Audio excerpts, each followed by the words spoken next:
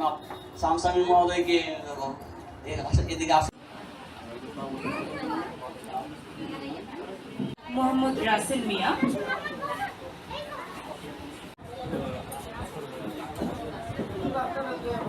কথা আমরা না বলি, আমরা সাদের কথা শুনবো। আজকে খুবই গুরুত্বপূর্ণ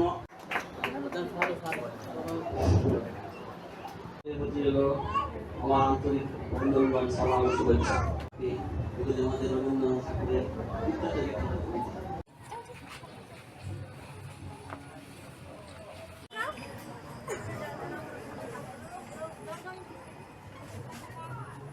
আলোচনা করাটা আমার কাছে মনে হচ্ছে যে যাচ্ছে না।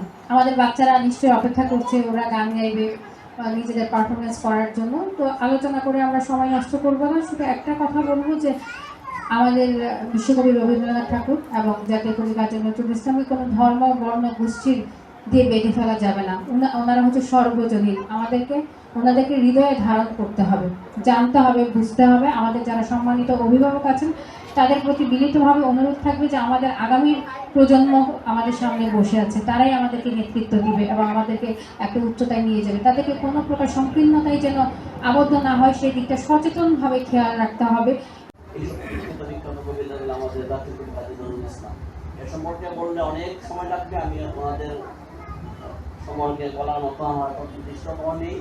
তবু যেহেতু আমি অনুষ্ঠানের আয়োজক হিসেবে একটি কথা না বললে নয়, তো আমি আজকের যারা অতিথি হিসেবে উপস্থিত হয়েছেন তাদের প্রতি কৃতজ্ঞতা যাচ্ছে। আর বিশেষ করে আজকে যে আমাদের বৃক্ষরোপণ কর্মসূচির মধ্যে আমাদের মাননীয় প্রধানমন্ত্রীর যে একটা অগ্রাধিকার কর্মসূচির মধ্যে আজকে আমাদের একটা আমাদের প্রজাপতি প্রজাপতি প্রজাপতি প্রজাপতি কোথায় পেলে ভাই এমন রঙিন পাখা, কোথায় পেলে ভাই এমন রঙিন পাখা।